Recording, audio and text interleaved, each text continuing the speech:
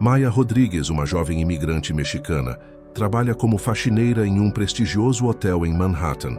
Quando um evento de gala beneficente acontece no hotel, ela é humilhada publicamente por Marcus Whitfield, um jovem herdeiro milionário, devido aos seus sapatos gastos. No entanto, quando uma emergência no evento revela o talento oculto de Maya como cantora, tudo muda. A história acompanha a jornada de Maya desde a humilhação até o reconhecimento, explorando temas de dignidade, preconceito de classe e a força dos sonhos.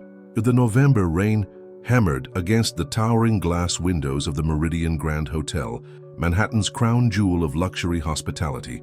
23 floors above the bustling streets, the sound was muted to a gentle whisper, but down in the basement service corridors where Maya Rodrigues pushed her cleaning cart, every drop seemed to echo her exhaustion.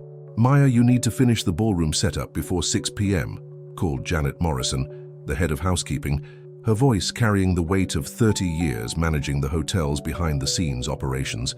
"The Children's Hope Foundation Gala starts at 7, and everything needs to be perfect." Maya nodded, tucking a strand of dark hair behind her ear.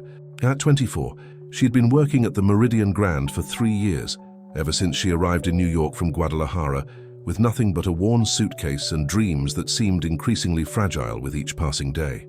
Her English had improved dramatically, but her bank account remained stubbornly thin, stretched between sending money home to her sick mother and covering her rent in a cramped Queens apartment she shared with 2 other women.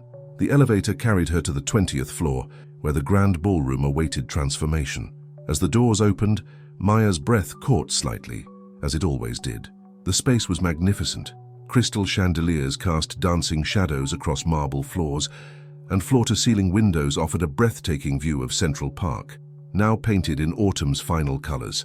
She began her work methodically, polishing each surface until it gleamed, adjusting floral arrangements that cost more than her monthly salary, and ensuring every detail met the exacting standards the Meridian Grand demanded. As she worked, Maya hummed softly, a habit she'd developed to make the long hours pass more pleasantly. Her grandmother had always said she had the voice of an angel, but in New York, angels cleaned toilets and scrubbed floors. "Excuse me, miss." The voice startled her from her reverie. Maya turned to see a distinguished woman in her 50s, impeccably dressed in a navy Chanel suit, surveying the ballroom with the critical eye of someone accustomed to perfection. "Yes, ma'am," Maya responded, immediately straightening her posture. "I'm Victoria Whitfield, the event coordinator for tonight's gala. This is my son, Marcus." She gestured to a young man who had just entered, tall and lean, with the casual confidence that came from never having to worry about money. His blonde hair was perfectly styled, and his designer suit probably cost more than Maya made in 6 months. Marcus barely glanced at Maya, his attention focused on his phone. "Mother, can we hurry this up? I have dinner plans before the event." "The ballroom looks acceptable," Victoria continued, her tone suggesting this was high praise. "Make sure the champagne glasses are spotless. We can't have any watermarks." "Of course, ma'am," Maya replied, though she had already cleaned each glass twice. As the afternoon progressed, Maya found herself working around an increasing number of people as vendors arrived to make final preparations. She tried to remain invisible, moving efficiently through her tasks, while caterers arranged elaborate displays and technicians tested sound equipment. It was nearly 6 o'clock when disaster struck. Maya was carrying a tray of newly polished champagne flutes when her worn shoe, the same pair she'd bought at a discount store 2 years ago, finally gave up.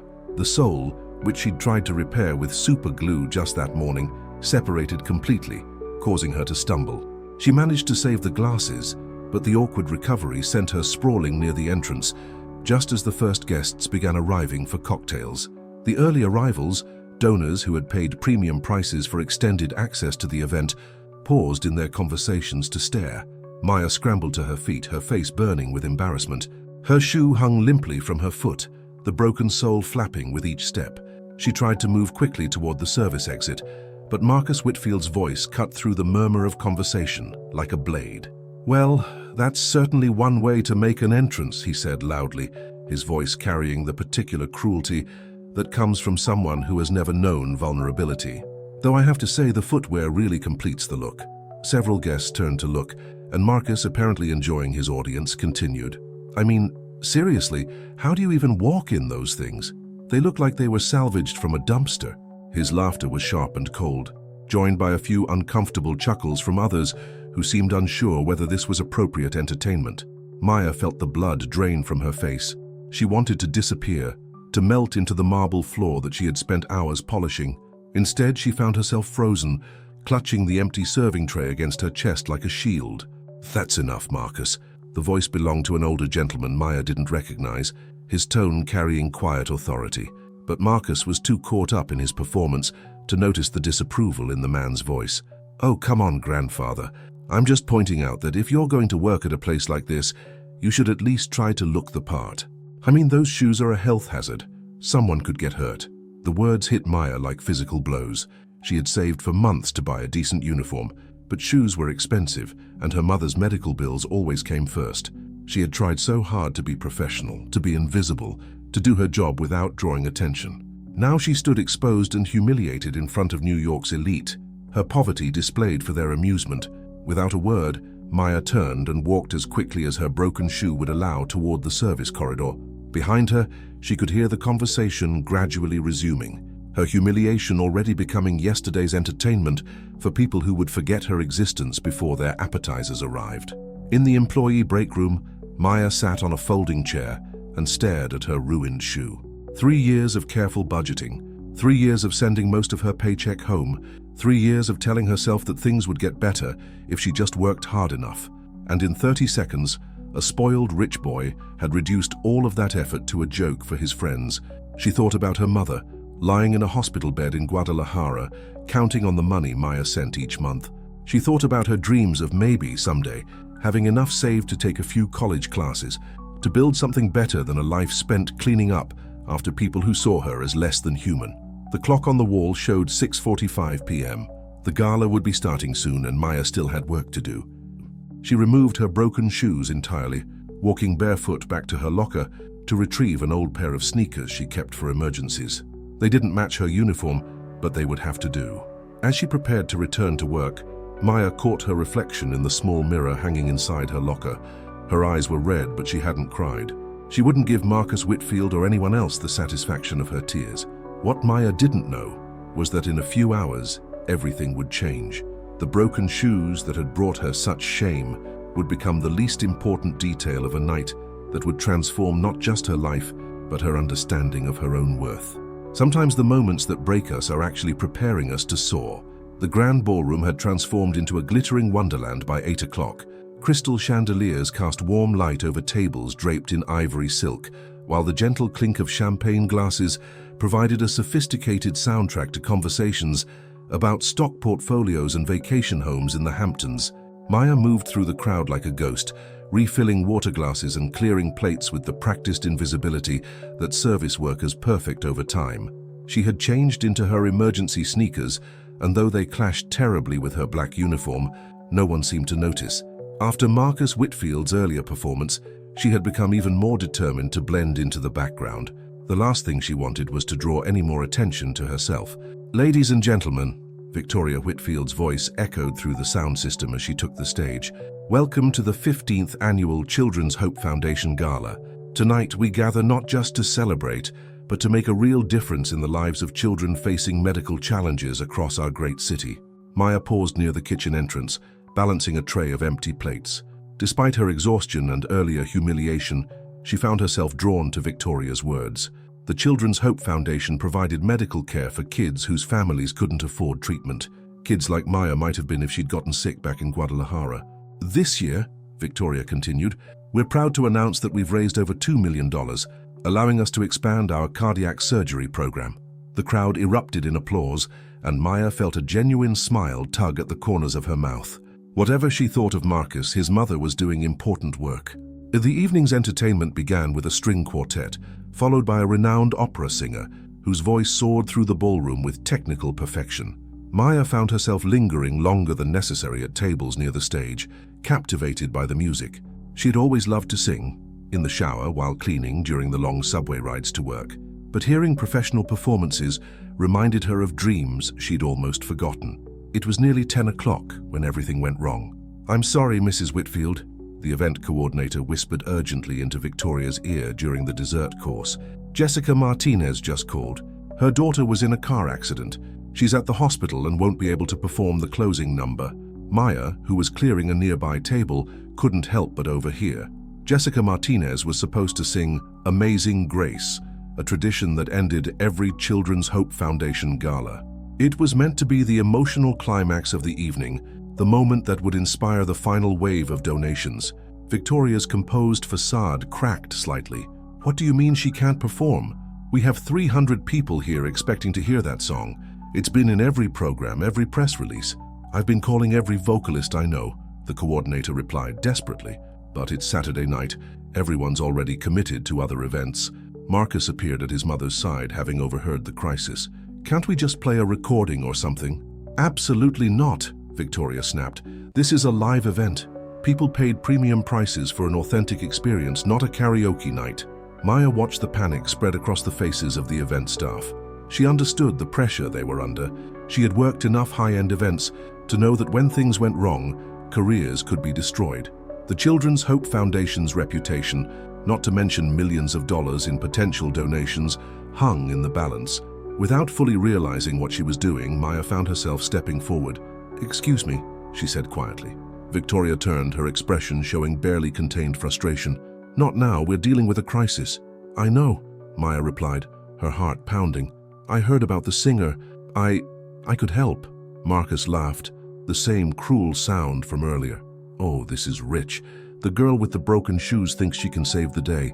What are you going to do? Hum while you clean?" But Victoria, desperate and running out of options, looked at Maya with new attention. "What exactly are you suggesting?" "I can sing," Maya said, her voice barely above a whisper. "I know Amazing Grace. I've been singing since I was a child." The silence that followed felt eternal.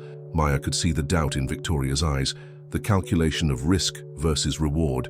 Around them, the elegant crowd continued their conversations, oblivious to the drama unfolding near the stage. "This is insane," Marcus interjected. "Mother, you can't seriously be considering this. She's a cleaning lady. What if she embarrasses us? What if she can't even carry a tune?" But Victoria was studying Maya's face, searching for something she couldn't quite name. "What's your name?" "Maya Rodriguez."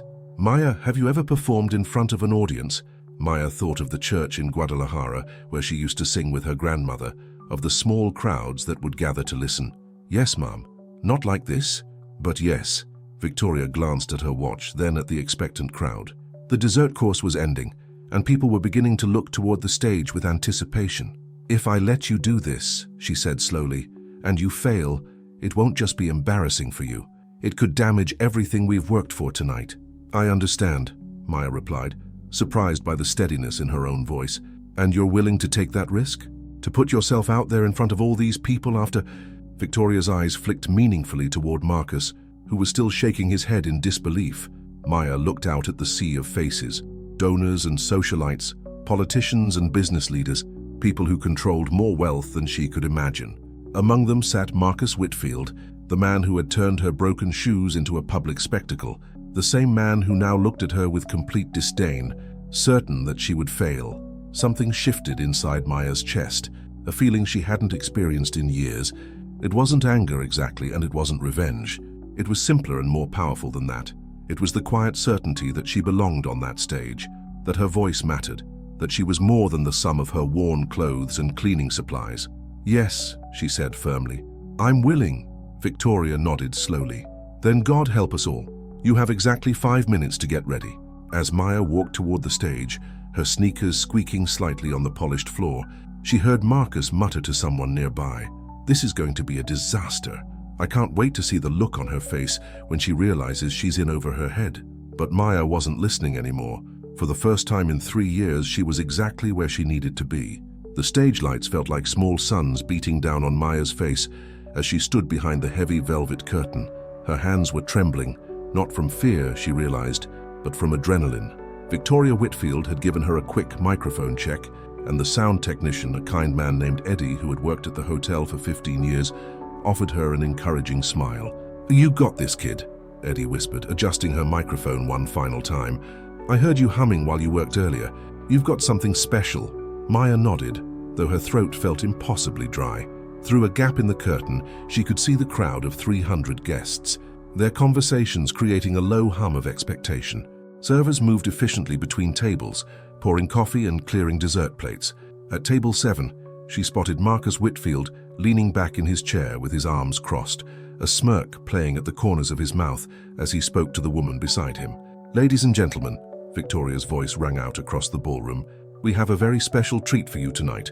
Due to an unexpected change in our program, we're honored to present a performance by Maya Rodriguez, a member of our Meridian Grand family." Maya caught the diplomatic phrasing. Victoria hadn't mentioned that she was housekeeping staff, but she hadn't lied either.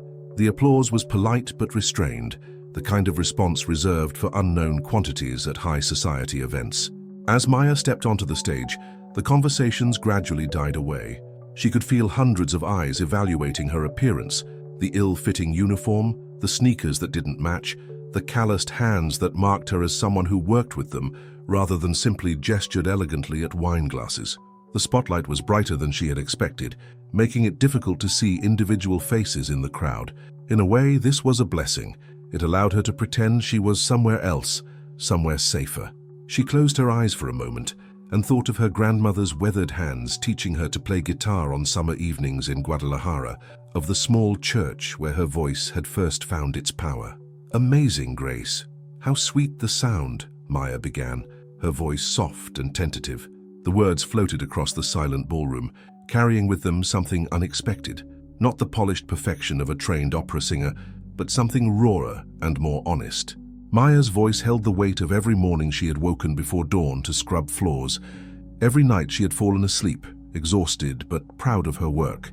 Every dollar she had sent home to her mother while living on rice and beans.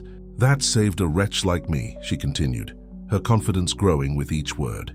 At table 12, Margaret Chen, a venture capitalist known for her ice-cold negotiations, found herself setting down her coffee cup with unusual care, not wanting to create even the smallest sound.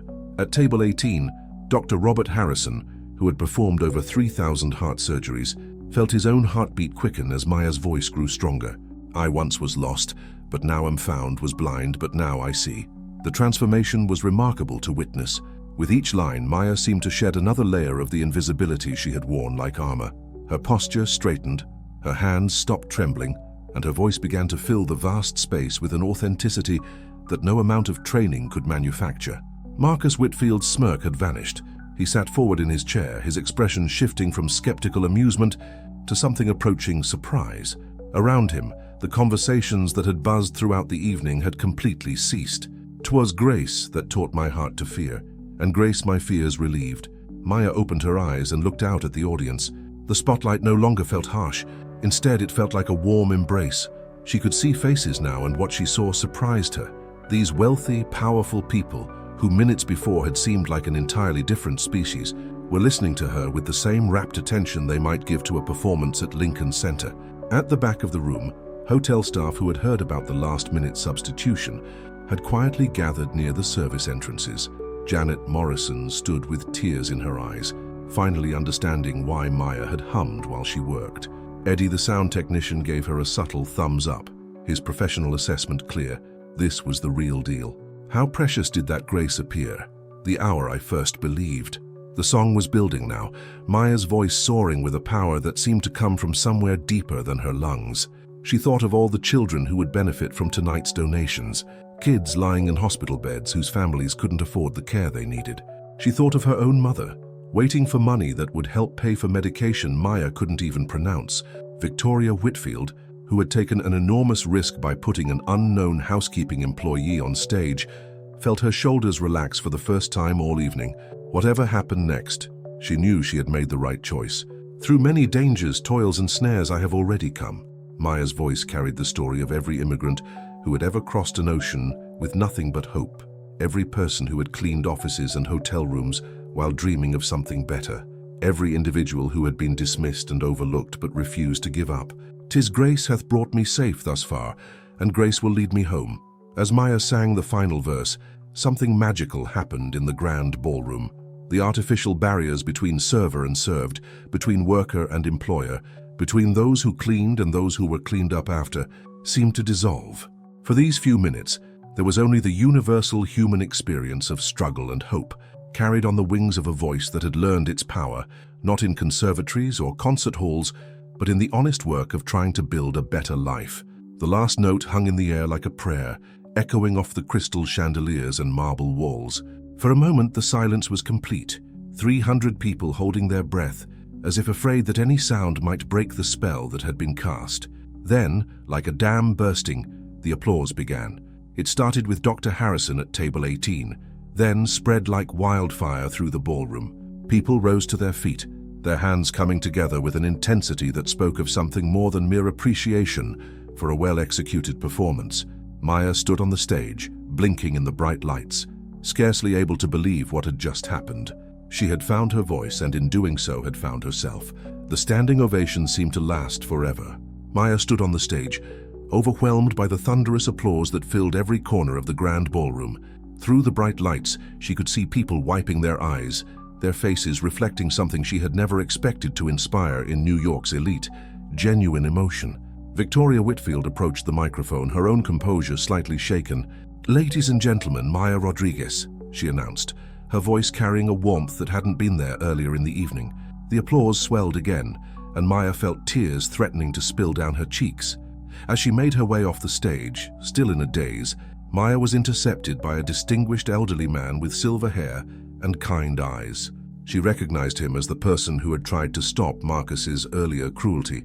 "Miss Rodriguez," he said, extending his hand, "I'm William Whitfield, Marcus's grandfather and chairman of the Whitfield Foundation." That was extraordinary. Maya shook his hand, still struggling to find words. "Thank you, sir. I wanted to help." "You did more than help," William replied.